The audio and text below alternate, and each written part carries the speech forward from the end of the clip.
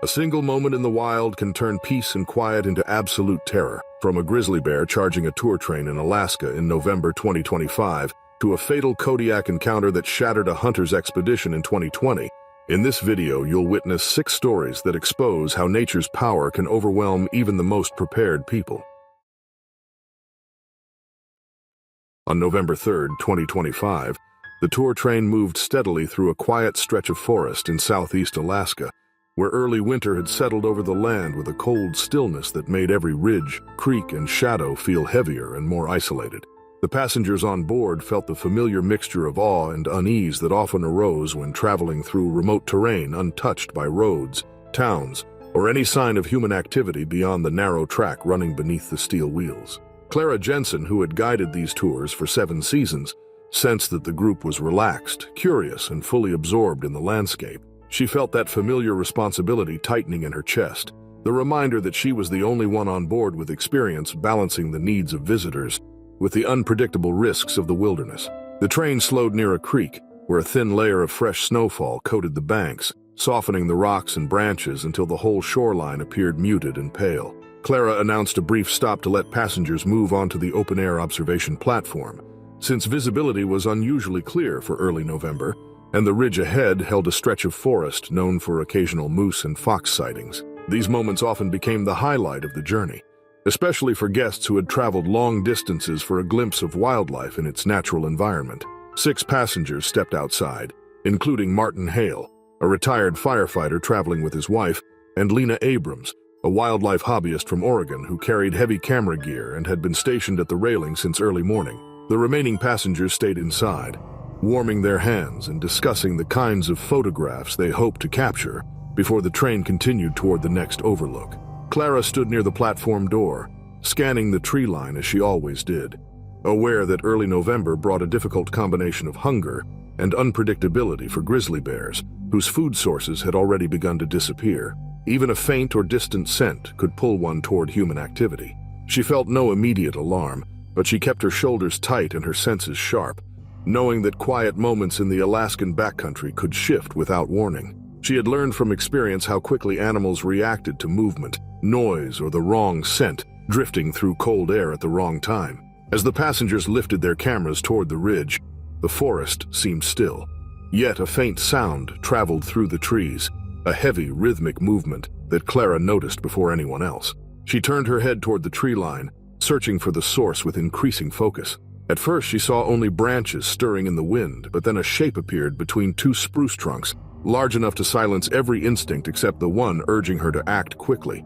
A massive grizzly stepped into the open with the directness of an animal driven by hunger rather than curiosity. The bear pushed through the shallow snow with alarming force, and Clara felt the shift in the passengers breathing behind her as they realized the distance between themselves and the animal was closing far too quickly.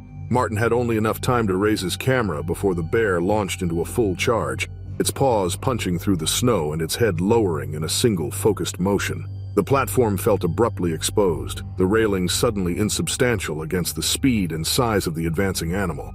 The impact came with brutal speed. The bear slammed into the platform's edge, its weight shaking the metal floor and sending Lena crashing backward, her camera skidding across the boards.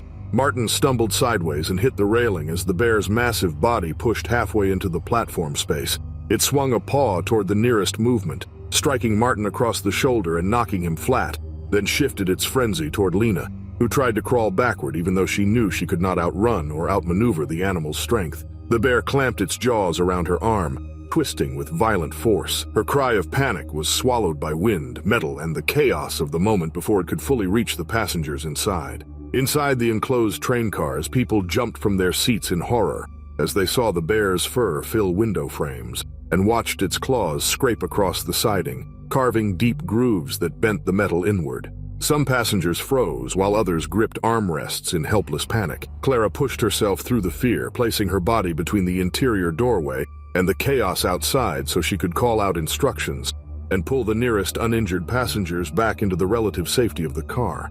Her instincts moved faster than her fear. She grabbed Lena's free arm and pulled with enough strength to drag her across the threshold, while the bear snapped forward again, frustrated by the narrow angle created by the railing. Clara slammed the platform door shut and locked it. She rushed to the front cabin, hit the horn, and pushed the throttle forward to force the train into rapid motion. Loud noise and sudden movement were often the only tools capable of breaking a grizzly's fixation. The horn's deep vibration echoed across the clearing, and the bear hesitated just long enough for the train to lurch forward. Clara kept pressure on the controls, knowing that any pause could give the animal another chance to strike. The bear lunged again, raking its claws along the siding and denting metal panels with furious strength. But the increasing speed forced it to fall back, and after a final swipe it retreated toward the tree line, disappearing with the same intensity with which it had approached. The sudden quiet felt surreal, as though the world had snapped shut around the survivors, leaving only the hum of the engine and the ragged breaths of the injured. Clara tended to Martin and Lena first, supporting their weight, stopping bleeding as best as possible, and directing uninjured passengers to bring blankets and first aid supplies. The train continued toward a safer clearing where emergency responders could reach them. Everyone survived, though 3 passengers suffered serious injuries that would require long recovery. Clara understood they had escaped a far worse outcome, reminded once again that the wilderness of Southeast Alaska held both beauty and danger in the same breath, and that survival in such places depended on decisions measured in seconds rather than choices made in comfort.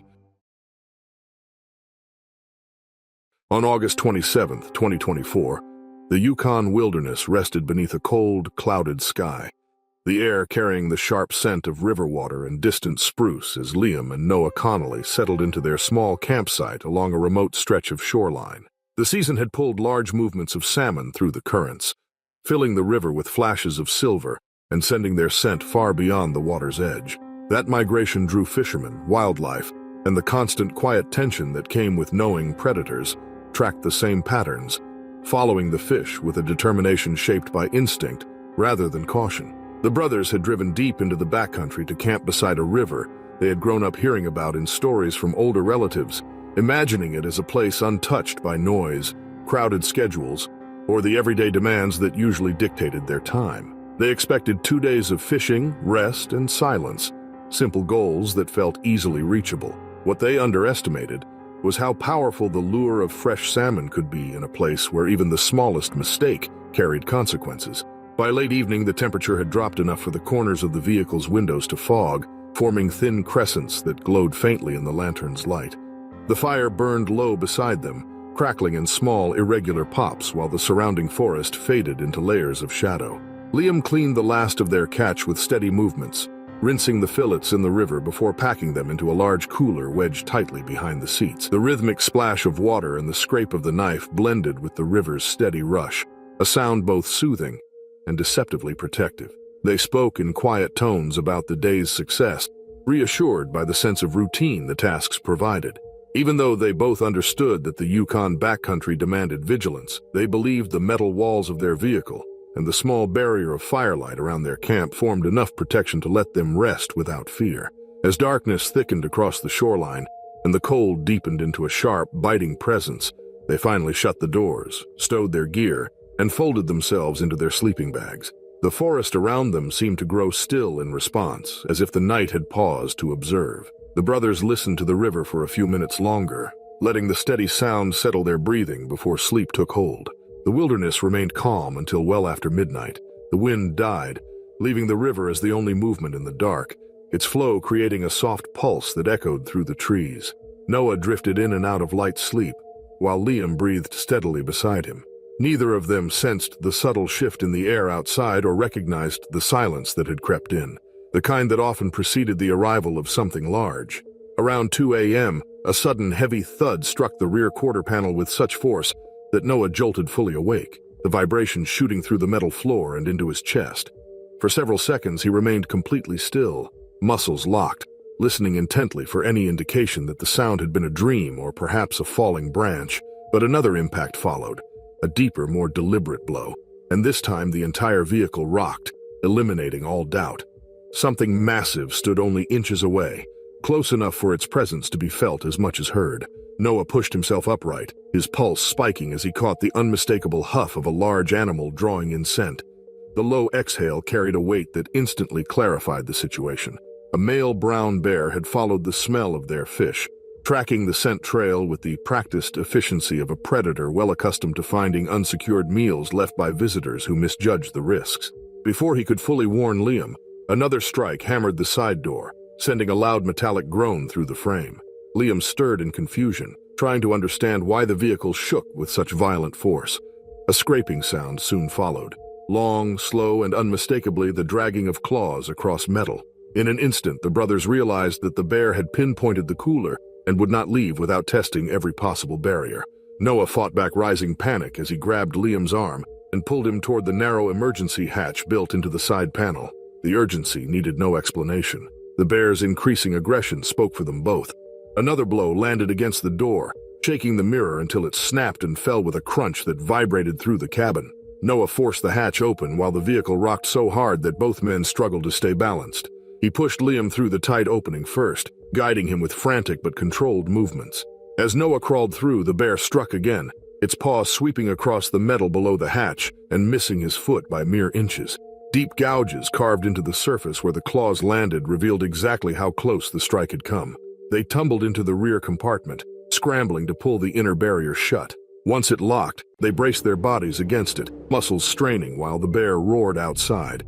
The sound reverberated through the thin insulation, transforming the confined space into an echo chamber that amplified every growl.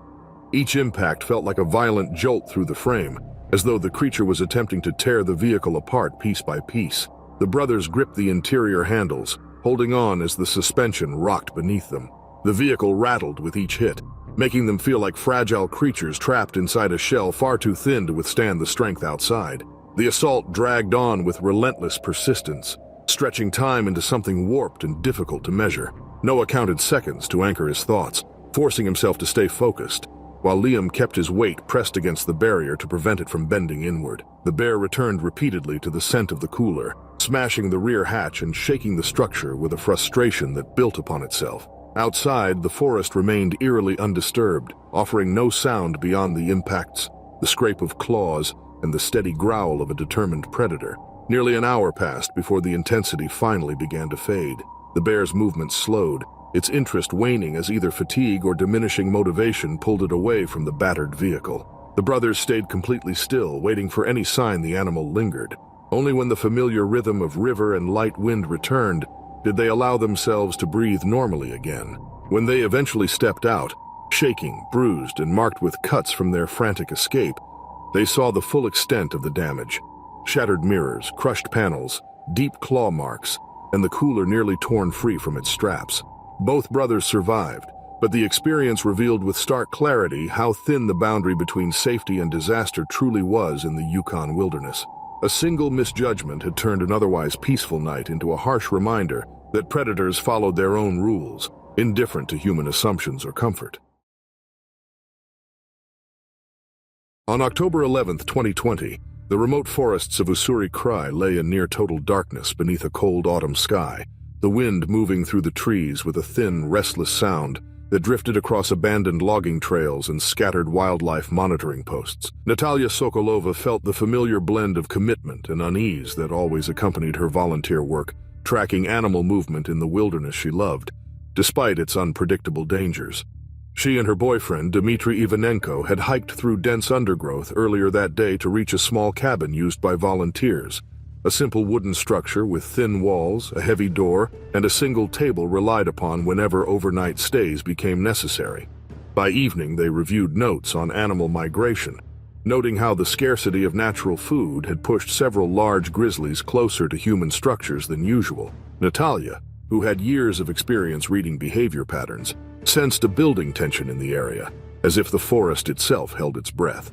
Autumn hunger could turn any large male grizzly into a restless, unpredictable threat. As dusk deepened, they secured the window shutter and stored their limited food supply in sealed containers, but bears in the region were known to approach cabins without hesitation when driven by desperation.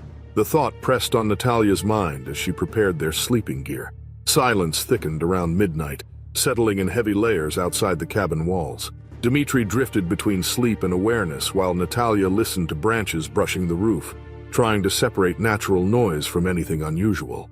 A faint vibration reached her first, a nearly imperceptible tremor in the wooden floor she hoped was nothing more than a shifting beam.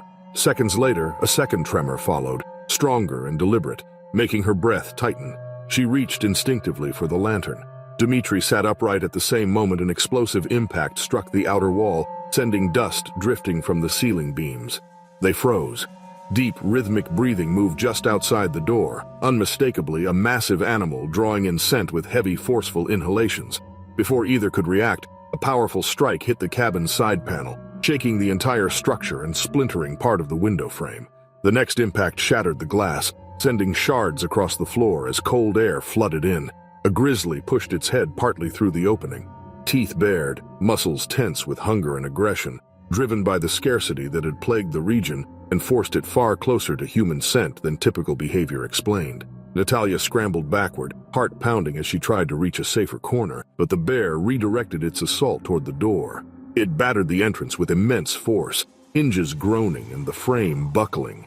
Dmitri attempted to drag a storage crate across the threshold, but the next strike shattered the barrier, spraying wood fragments across the cabin. The door burst inward and the bear forced its shoulders through, filling the cramped room with its bulk. The interior seemed to shrink instantly, leaving no meaningful escape except the space beneath the heavy table Dmitri had believed impossible to move. Natalia tried to position herself behind a small stack of crates, but the bear lunged with terrifying speed. Its massive paw struck her torso with such force that she slammed into the far wall before collapsing to the floor with a stillness that made Dmitri's breath catch. The bear advanced on her, driven by territorial instinct and escalating aggression, its claws scraping across the floorboards as it reared slightly, and brought its weight down again in a violent display of force that Dmitri could only witness in disbelief and despair. Instinct overtook him. He threw himself beneath the heavy table, curling his body and pressing his palms against the cold wood, while the bear swung its paw across supplies and equipment, smashing everything within reach. Dmitri's pulse pounded so hard he felt it in his jaw, and he struggled to stay focused as the bear redirected its fury toward the overturned crates, swiping at anything that moved or resisted. Each time it struck the table, the wood shuddered but held, becoming the only barrier between Dmitri and the full force of the predator tearing the cabin apart. In desperation, Dmitri stretched toward a small emergency kit that had spilled near the broken shutter, managing to grab the single flare they carried for signaling patrols or aircraft. His fingers trembled as he pulled the cap free and struck it, producing a sharp hiss followed by a burst of bright red light that filled the cabin with a harsh glow capable of disorienting even a starving predator. The bear recoiled immediately, letting out a deep chuff as it backed away from the blinding brightness, ears flattening as it retreated toward the shattered doorway. Dmitri held the flare out with both hands, forcing himself to stay steady, even as his entire body shook. The light drove the bear through the doorway, its heavy steps fading as it disappeared into the forest, leaving behind a cabin filled with torn supplies, shattered wood, and a silence so sudden it magnified the destruction. Dmitri stayed beneath the table for several long minutes, unwilling to trust that the danger had truly passed. When he finally emerged, his legs nearly buckled as he approached Natalia, understanding instantly that she was beyond help. He remained with her until dawn, when rescue teams reached the remote cabin after detecting an emergency signal from nearby volunteers who had noticed the communication outage. Dmitri survived, shaken, devastated, and permanently altered, while Natalia's injuries proved fatal. The incident became another stark reminder of how fragile human presence remained in the vast, unforgiving wilderness of Ussuri-Krai, where scarcity, isolation, and instinct often pushed predators and people into tragic collision.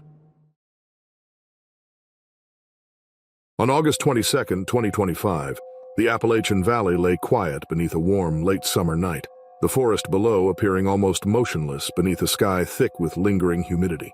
Eleanor Price felt the familiar calm that came whenever she settled into one of the remote, suspended tree houses she used during her wildlife photography trips, each platform hanging high above the forest floor to provide a safe vantage point while she documented elusive animals moving through the region. The treehouse she occupied that evening sat nearly 50 feet above the sloping terrain, supported by tension cables and perched between two sturdy oaks, whose branches swayed gently whenever the wind passed through the valley in slow, rhythmic waves. Eleanor had spent the day photographing black bears, deer, foxes, and small mammals that wandered the edges of a nearby meadow. She returned to the treehouse with the confidence of someone experienced in working around wildlife, though she remained aware that even trusted routines could become dangerous when food or scent control slipped. She hung her sealed food bag outside the platform as she always did, but misjudged the distance slightly, letting it sway closer to the railing than intended. Though it seemed harmless at dusk, she knew Appalachia's black bears could move with astonishing ease through the canopy when drawn by scent. Darkness settled over the valley with thick, humid weight, and Eleanor reviewed her camera cards as the surrounding woods grew quiet. The last daylight faded, replaced by night insects and the subtle sounds of the nocturnal forest. She listened attentively, hearing only wind in the leaves and distant movement of small animals on the ground. Eventually, she crawled into her sleeping bag, letting the suspended structure cradle her with gentle swaying, unaware that her error with the food bag had already begun to draw interest from one of the valley's most persistent young predators. Around midnight, the stillness fractured with a faint rustling in the branches below, subtle at first but distinct enough to pull Eleanor from the edge of sleep. She pushed herself upright, straining to identify the source. Moments later, the treehouse platform gave a gentle tremor as something shifted weight onto the supporting tree. Another rustle followed, this time closer, accompanied by the soft scrape of claws gripping bark. She realized immediately that a climbing animal had made its way up the trunk, her breath catching as she froze in place, knowing that only a few species in the area could ascend a tree so quickly and quietly. A juvenile black bear emerged through the dimness, moving confidently along the outer branches as it followed the scent drifting from her food bag. Its movements were nimble, its body balanced with the natural ease of an animal accustomed to navigating treetops. Eleanor watched in disbelief and apprehension as the height she relied on for safety became little more than a slow obstacle for an animal determined by hunger. The bear stretched its neck toward the dangling containers, sniffing with sharp curiosity before lifting a paw to investigate. The first swipe connected with Eleanor's tripod, sending the metal equipment clattering across the floorboards in a burst of sharp noise that made the entire structure tremble. The bear flinched, then reacted with greater intensity, shifting its weight onto the platform supports as it tried to hook the swinging bag closer. The cables groaned softly under the stress. Eleanor pressed herself against the inner wall, forcing her breathing to slow so she would not draw the bear's attention. She had handled close-range wildlife encounters before, but never trapped in a swaying structure with a hungry bear testing the platform's stability. The bear stepped farther onto the outer beams, sniffing and pawing with growing frustration as it failed to bring the scented containers within reach. Each movement made the treehouse shudder, sending vibrations through the floor into Eleanor's legs. She felt the helplessness of being suspended in a fragile space with nowhere safe to retreat. The juvenile growled lowly, pressing its paws against the supporting cables, scratching and testing them as if searching for a weakness to reach the platform. Time stretched painfully as the bear explored the perimeter of the treehouse with restless determination. It scraped the wooden supports with claws, leaving shallow marks that echoed faintly in the humid night air. Each sound heightened Eleanor's fear that the animal might alter the platform's angle or destabilize a key joint. She fought the instinct to curl into a corner or shield herself, knowing that sudden noise could shift the bear's attention toward her instead of the food. Minutes dragged into an agonizing stretch that felt unending. The bear paced, sniffed, grumbled, and struck the platform whenever frustration peaked. Eleanor's muscles cramped from holding herself motionless, her heartbeat pulsing in her throat as the night pressed around her with suffocating heaviness. The distant valley felt impossibly far away. The ground below no longer offered reassurance, but instead reminded her of how isolated she was, suspended between safety and catastrophe while the bear remained inches from structural failure. Nearly 2 hours passed before the animal's interest shifted. Its hunger unsatisfied and attempts fruitless, it gave one final grunt, then backed away from the platform with slow, irritated steps, descending the tree with practiced ease until the sounds of claws on bark faded into the valley's quiet. Eleanor remained frozen, unable to trust the silence. When her body finally released tension, she collapsed to the floor of the treehouse, trembling, exhausted, and marked with small scratches from pressing into the rough wooden wall. The encounter drove home a harsh reality. Nothing offered certainty of safety when hungry bears roamed the Appalachians. Eleanor understood more clearly than ever that in the wild, height, planning, and routine could fail in an instant against the determination of an animal whose instincts never wavered when drawn by a meal.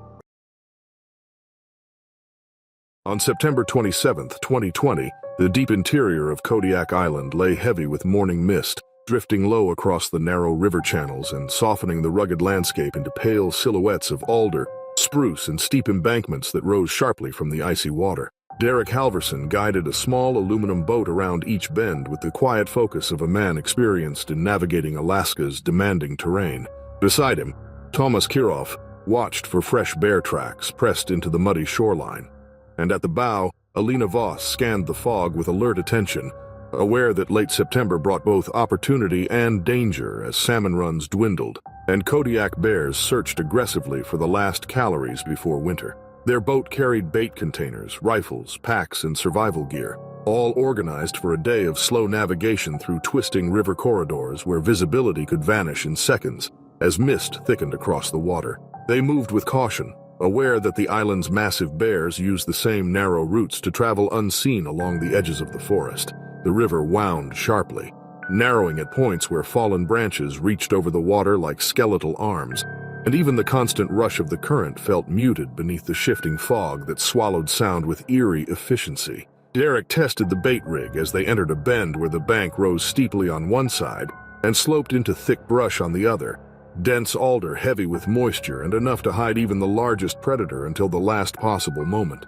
The trio had seen old claw marks earlier, wide and deep, gouged into spruce trunks near a gravel bar where fish carcasses had been scattered. They knew a dominant male was working this corridor, moving between feeding pockets with the silent precision of an apex hunter, shaped by the island's harsh cycles. The boat drifted as Derek leaned over the gunwale to adjust the bait, unaware that the brush across the river concealed movement far too large for any smaller animal. A massive Kodiak bear slipped through the undergrowth toward the sound of water, its coat wet and darkened by dew-soaked branches, hunger sharpening its instincts. The mist cloaked its approach perfectly, allowing it to appear almost out of nowhere, a looming shape within 10 feet of the drifting boat before any of the hunters registered the threat. When the bear emerged from the brush, the impact of its charge carried the full weight of an animal built for explosive power, colliding with the side of the aluminum boat in a violent jolt that echoed across the river and sent water spraying in all directions. The force knocked Tomas backward and over the edge, plunging him into the freezing current, while Derek lost his balance and fell against the bow as the vessel lurched sideways, nearly flipping entirely before slamming into the muddy riverbank. Alina scrambled upward, climbing onto the overturned hull, her limbs trembling as icy water soaked her clothing while she fought to secure herself against the shifting metal. The bear, focused entirely on the nearest target, lunged at Derek as he tried to regain his footing in the shallow water near the bank, its claws cutting into his jacket and dragging him toward the dense forest beyond the river's edge. Tomas struggled in the current, reaching a floating pack to stay partially afloat while the overturned boat bobbed unevenly downstream. Alina clung to the highest point of the hull, her muscles burning as she kept herself above the swirling water, her heart pounding with the rhythm of the river itself. Seconds stretched into minutes as they waited for any sign of movement. Gunshots rang out from the forest, fired by Thomas with shaking hands after retrieving his rifle from a floating case. The echoes cut sharply through the mist, yet offered no reassurance because the bear's aggression only deepened as the sound faded. The struggle in the brush remained largely unseen, but the snapping of branches, heavy thuds, and scuffling revealed that Derek continued to struggle, pressed by the overwhelming strength of the predator. Each muffled sound carried the unmistakable weight of a life-and-death encounter unfolding just yards from the riverbank. Alina pressed her hand against her mouth as helplessness settled over her, aware they could not reach him or force the bear away from its claim. Eventually, the forest grew quiet except for distant shifts of foliage as the bear retreated, driven not by fear but by instinct satisfied, leaving a silence heavier than the mist itself. Thomas pulled himself against the overturned boat, his breathing shallow, eyes fixed on the place where the violence had vanished into the green depths. Hours passed as they clung to the hull and debris, their bodies shaking uncontrollably from cold and shock, until the river carried them toward a wider channel where a patrol boat finally found them after spotting the drifting craft through the fog. Authorities later confirmed that Derek had been mortally injured by the bear before it disappeared back into the forest. The incident was classified as an extreme river-edge predatory encounter, a rare but devastating reminder of how quickly confined spaces, low visibility, and seasonal hunger could converge on Kodiak Island, turning a routine hunt into a tragedy shaped by the instincts of one of the world's most powerful predators. On November 12, 2021, the Arctic night pressed hard against the drifting sea ice off northern Alaska, and the world around the isolated research outpost felt like a frozen void where wind carved sharp lines through the darkness, and the ice groaned under its own weight. Eric Sandvik moved carefully across the uneven surface, his headlamp cutting a narrow path ahead of him while he tried to ignore how small and exposed he felt in a place ruled entirely by predators and weather. He had been checking supply routes for 3 winters and understood the risks well, yet had grown accustomed to the long nights and the constant cold that seeped through every layer. He remained confident that if he followed routine and stayed alert, he would return safely each time, even when storms rolled across the coast and visibility dropped to almost nothing. The shipping container he approached had been left on stable ice for temporary storage earlier that week, holding food crates and equipment that needed to be inventoried before crews returned in daylight. Reinforced or not, nothing in this environment felt fully secure when a hungry polar bear could wander nearby.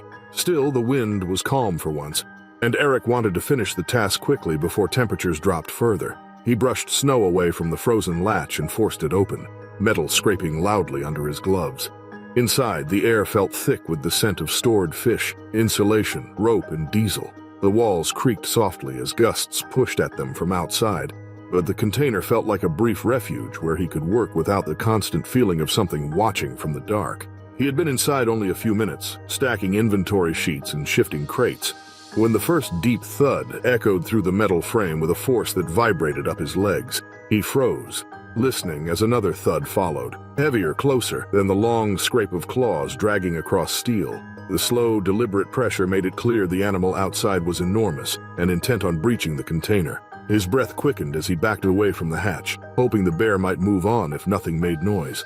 But then a violent impact shook the container so hard that stacked boxes toppled around him, and he understood immediately that the predator had no intention of leaving. The polar bear struck again, its massive weight slamming into the side hatch until the hinges shrieked and the latch bent inward.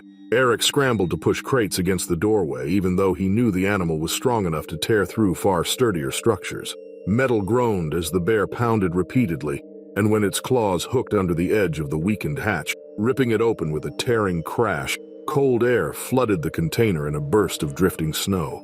Eric stumbled backward as the bear's huge white head pushed through the opening, jaws snapping as it forced its way inside with overwhelming strength. The predator's bulk filled the entrance as it crushed crates and toppled barrels. Its breath steamed heavily in the frigid air while its paws reached forward, long claws shredding anything they struck.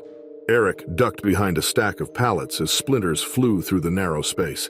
The bear lunged at the movement, smashing through wooden slats and scattering fabric and packaging. A claw raked across Eric's shoulder as he shoved himself sideways, falling hard onto the metal floor while snow swirled in the beam of his flickering headlamp. He spotted a ventilation opening above a stack of barrels, small, jagged, nearly unreachable. But it was the only chance he had. The bear reared up behind him, filling the container with a deep, rumbling roar that made the walls vibrate. Eric pushed himself upward despite the pain in his shoulder, climbing with desperate speed. He reached for the opening, cutting his sleeve and skin on the torn edge, and pulled himself upward as the bear slammed its paw into the barrels below, sending them rolling across the floor. The impact nearly threw him off balance, but he wedged his upper body through the narrow gap. The bear lunged again, its jaws snapping inches from his boot as he forced the rest of his body through the opening, scraping his ribs and hip along the metal before spilling onto the snow-covered ice outside.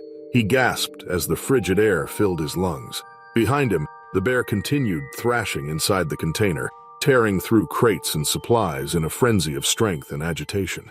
Eric crawled away as fast as he could, dragging himself toward a pressure ridge that offered minimal concealment, and he listened to the animal's roars echo across the empty ice, blending with the shifting metal of the destroyed storage unit. For several minutes, the bear remained inside, overturning barrels and destroying what remained of the stored food. Then the container fell silent except for the distant wind, until finally the bear lumbered out, wandering back across the frozen landscape with slow, powerful strides as though satisfied with the destruction. Eric stayed hidden until it vanished completely into the night, trembling as fear and cold settled heavily through his body. Only when he felt certain the danger had passed did he rise unsteadily and begin the long trek back toward the distant outpost lights. Behind him, the container stood twisted and torn, walls dented and supplies scattered across the ice. Though he had escaped with his life, Eric understood with stark clarity just how close he had come to being trapped inside with a predator built for the harshest environment on Earth.